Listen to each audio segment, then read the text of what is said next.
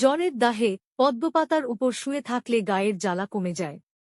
2 হারিসে এটাও এক ধরনের অর্শরোগ, যেসব শিশুর পায়খানার সময় মলমবারের উপর অংশ খানিকটা বেরিয়ে আসে, যাকে গ্রামাঞ্চলে হারিস বা হালিশ বলে, সেক্ষেত্রে কচি পদ্মের পাতা, যেগুলি তখনও প্রসারিত হয়নি, 3-8 গ্রাম মাত্রায়, বয়সানুপাতে, অল্প চিনির সঙ্গে খেতে দিলে ওটি আর বাইরে আসে না।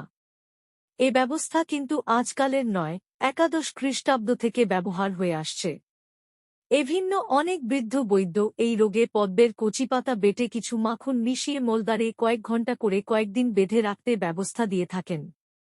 3 মায়েদের রোগ, প্রসবের পর বা যেকোন কারণে নাড়ি সরে এলে, প্রলাপস অফ ইউটেরাস, পদ্মের কচিপাতা চিনি দিয়ে খেতে দেওয়াটা প্রাচীন ব্যবস্থা। এ রোগের চিকিৎসার সমারোহ করার পূর্বে এটা খেয়ে দেখতে দোষ কি?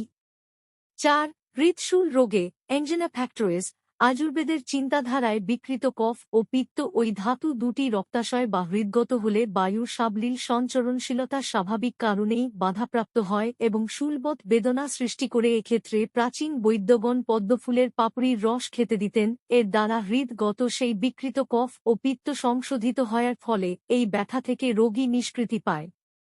5 রক্তপিত্তে, যাঁদের মাঝে মাঝে গলা সুর সুর করে, হঠাৎ মুখ দিয়ে রক্ত ওঠে বা দাস্তের সময় রক্ত পড়ে অথচ পেটে বা মলমবারে কোন জ্বালাযন্ত্রণা থাকে না, সেক্ষেত্রে পদ্মকেশর চূর্ণ 3-6 গ্রেন মাত্রায় চিনি বা মধুর সঙ্গে খেলে রক্ত নির্গমন বন্ধ হয়।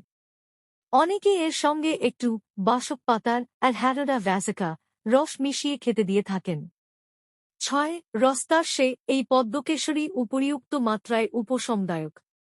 7 চলিত গর্ভে যাদের অকালে গর্ভপাত হয়ে যায় সেক্ষেত্রে 3-4টি পদ্ম বীজের শাঁস বেটে শরবত করে 2-1 দিন অন্তর খেলে এ দোষটি সেরে যায়।